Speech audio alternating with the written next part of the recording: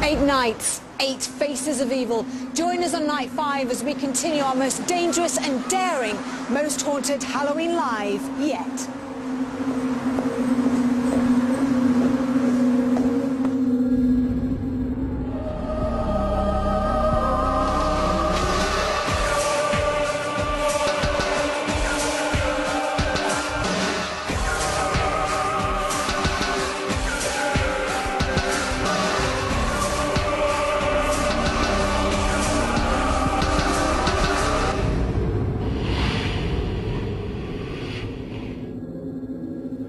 Good evening and welcome to Most Haunted Live. We have based ourselves in the Winter Gardens Theatre in Morecambe on a windswept Lancashire coast for 8 nights of paranormal investigation. We are looking for 8 faces of evil. So far we have encountered the Beast, the Butcher, the blood-soaked murderer, and last night the brutal jailer. But what spirit awaits the team tonight? Because tonight's location is very special and very sinister. At tonight's location, for centuries it is said, good and evil spirits have been fighting for domination, refusing to leave what they regard as their home. So, will the presence of the team awaken the anger of the more demonic of these disgruntled and deluded souls? We will find out before midnight tonight. In a moment we'll say good evening to Carl and Yvette.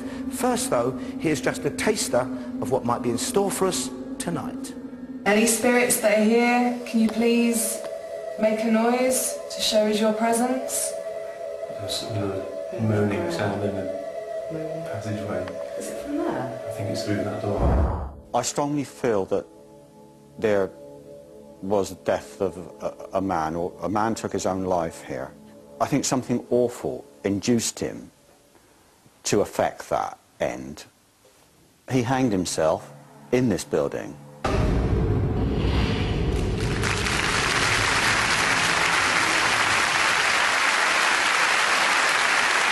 Here are the people who lead every investigation, put themselves on the line night after night after night for some Most Haunted Live. Yvette Fielding and Carl Beattie.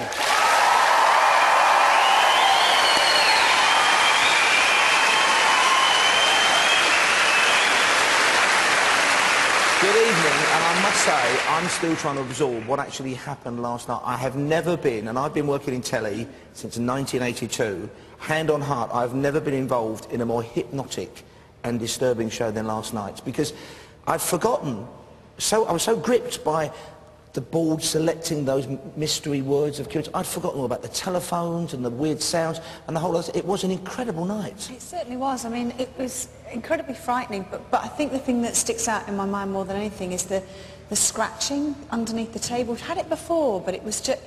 I haven't had it for a long time, and to hear that noise, it was so menacing. And so often you're saying, and quite rightly, do we hear that back here? Yeah. Did they catch it on the camera? We heard it from the instant it happened, and a couple of people said to me here very chillingly, it sounded exactly like somebody had been buried alive and was trying to scratch their way out of a coffin. Yeah, horrid. It was that disturbing. And then we had all that stuff with the phones again. That's the second time this week we've had weird disturbance on our telephone system. I was so frightened last night that, you know, when we go back to the hotel, we all have a drink and a glass of wine, we all talk about what's gone on. And Carl stayed down in the bar, not drinking, just chatting away. So I went up to the room, and I have to say, and Kath, we both had to sleep with our bedroom lights on because I was just really frightened. The sinister side of it, you know, it's just not nice. And the team started fragmented last night, and almost immediately, Carl, in Ashton Hall, you and Stuart sensed something. You saw that chair move, and you seemed to rush out of the room. What was going on there? It was the bizarrest thing, because as soon as we got there, I mean, even before we walked into the actual building itself, quite a few of us stopped about 3 foot from the door. And we kind of wondered what we were all stopping for, but there was something just not nice. It was weird. So when we got in there, the atmosphere was very oppressive. To start where we did, and to get all of that stuff happening, a chair definitely moved. We both saw it, and with our own eyes, a chair moved. We heard another bang on a door. We went to run to see what it was. There was no one there. There's no one physical could have done that. It's an amazing, absolutely amazing start to a visual. Okay, now we were absolutely spoiled for choice assembling the highlights from last night, because we could have run the whole show again, basically. Here, there were just some of the incredible moments from last night's investigation. Look, no. I can hear it now. That was it? Oh. Yeah, I think we're starting.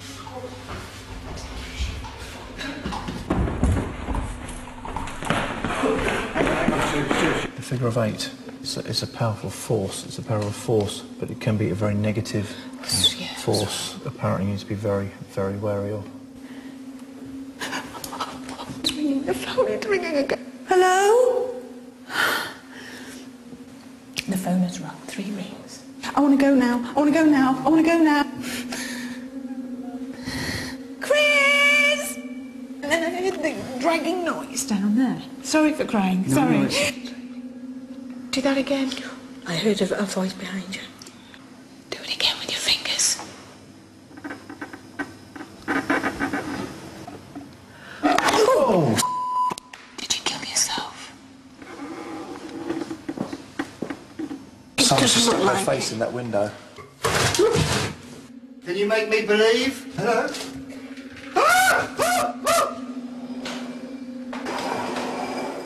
Yes. Well, don't keep going, don't just not break. Theory of sound could be true. I would like to test it some more, but we set this up because it's controlled. Sorry, I'm so excited. So that...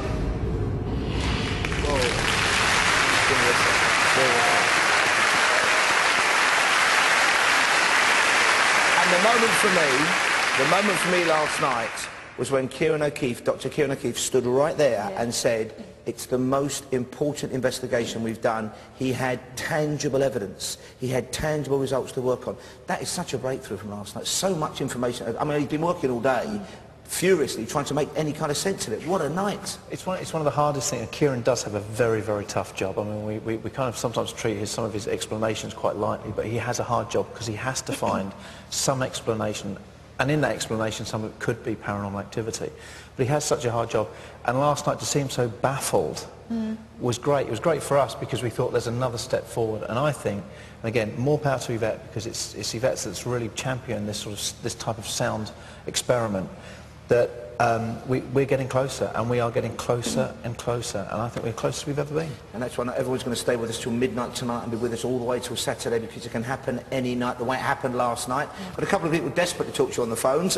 Let's go first, if you don't mind, to Lynn Topless from Ayrshire. Good evening, Lynn. Hiya. And I understand you've got a question for Yvette, is that right? Uh-huh. Off you go. During your loan vigil, you became very emotional. What pulled you through? I didn't What catch pulls that. you through? You got very emotional during the loan vigil. You do sometimes, says Lynn. What pulls you through? What do you focus on to keep you going? Thanks very much, Lynn, for the question. You all right? Hiya. Hiya.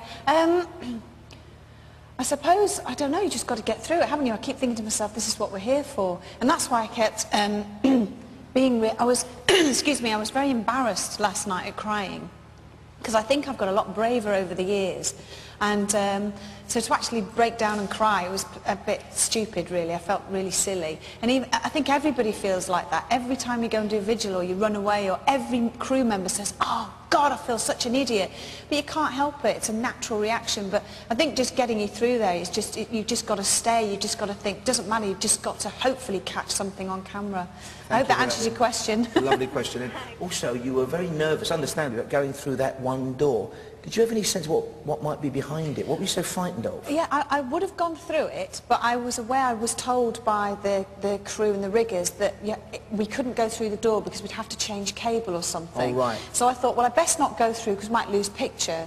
And that was a really good excuse of mine, wasn't it? Yeah. Okay. We have somebody else waiting. Thank you for your question, Lynn. Graham Archer from Worcester, and this is for Carl, I think, Graham. Off you go. Yeah, hi, Carl.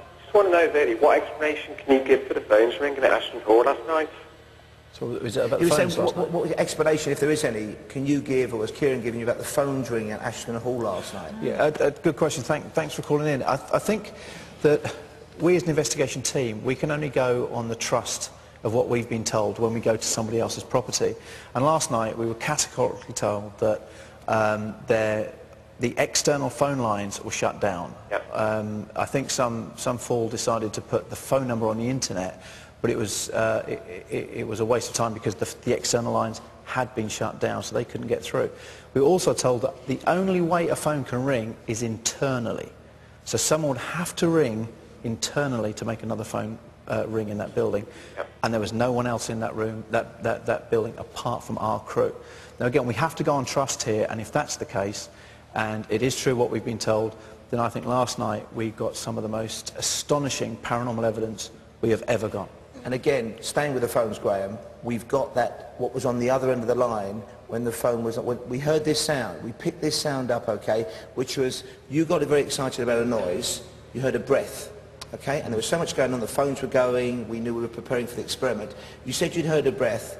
We thought at the time we hadn't got it on the boom mic. We went back and checked everything through all the chaos of last night. I want you both to listen to this very carefully, and everybody in the audience, and everybody at home, people near your TV, get them to be very quiet indeed. This is the unexplained noise that Yvette heard last night. Listen.